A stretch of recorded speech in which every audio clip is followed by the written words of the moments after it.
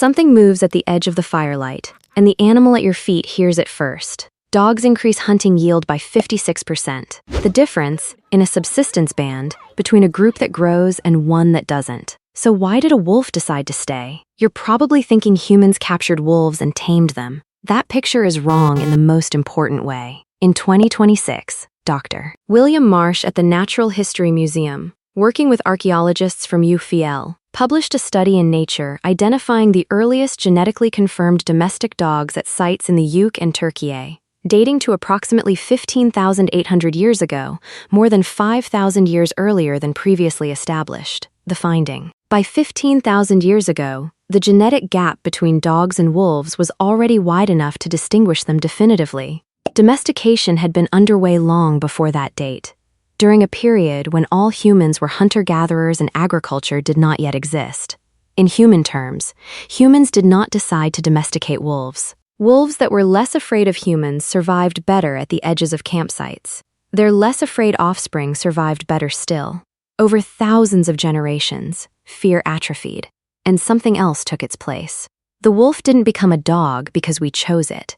It became a dog because both species were hunting the same prey in the same hostile world, and proximity turned out to benefit both. The self-domestication pathway wasn't taming. It was a filter. A process of self-selection in which the domestication syndrome emerged automatically from survival pressure. Wolves with reduced adrenal gland activity, lower cortisol, lower fear response, juvenile behavioral traits retained into adulthood, survived at camp edges while their more aggressive siblings did not. This wasn't just proximity. It was a 23,000-year experiment in which fear was the variable being eliminated, and the result was an animal permanently offset toward juvenile traits that happened to align with human social signals. The Bonn Oberkassel burial, discovered in 1914 near Bonn, Germany, is 14,200 years old, the oldest known grave where humans and dogs were buried together. The younger dog in the grave was 27 weeks old.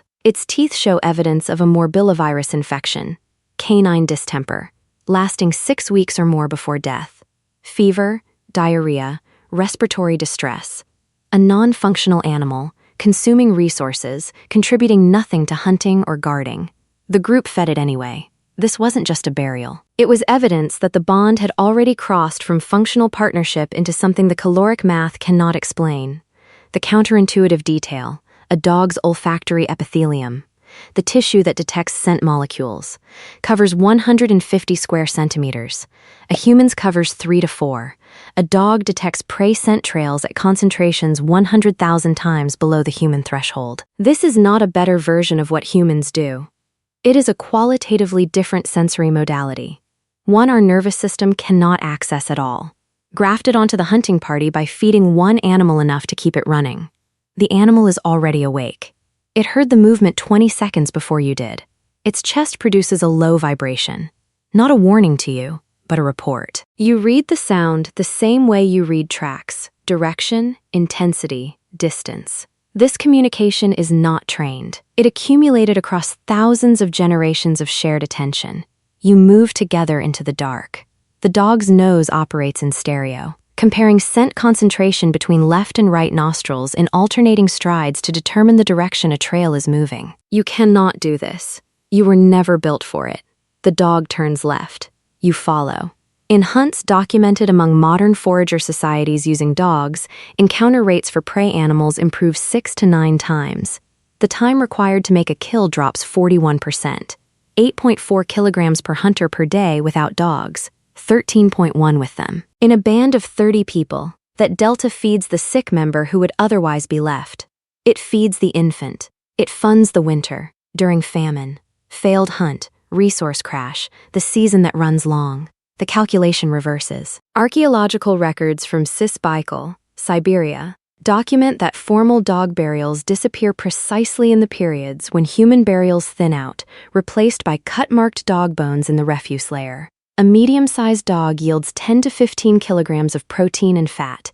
It does not need to be tracked. It does not run. The same animal that extended hunting efficiency during abundance became the protein cache during scarcity. Both decisions were made by the same cognitive system, operating with the same information, weighing the same variables. The bond was not broken. It was exercised in the other direction. The cold presses in from the north. The dog is close enough that you feel its warmth on your leg. One species excess heat, one species surplus attention, each feeding the other.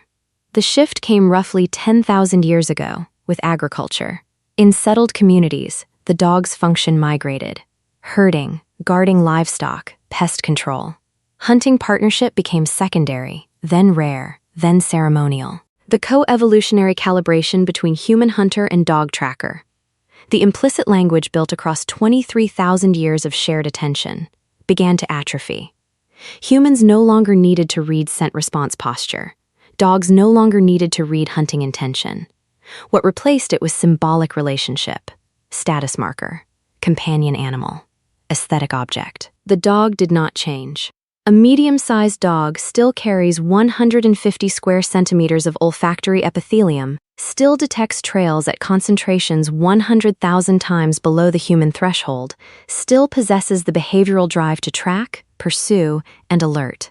The modern vulnerability. The caloric partnership that turned a wolf into a dog across 23,000 years of shared selection pressure is now a $100 billion annual pet food industry. Humans paying to feed an animal whose original value was feeding them. The capacity that once determined whether a band lived through winter is now deployed at airports detecting contraband. The dog did not change. We changed what we needed it for. You buy food to feed your dog. They fed the dog so the dog could feed them. You read your dog's mood. They read their dog's nose. And the nose told them where the herd was. You keep a wolf that forgot it was a wolf. They kept a wolf that was still becoming something new. The first thing humans ever domesticated was not a tool. It was a relationship.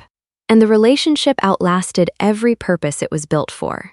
This content is intended strictly for educational and documentary purposes. All historical, archaeological, and scientific references are drawn from peer-reviewed research and named academic sources.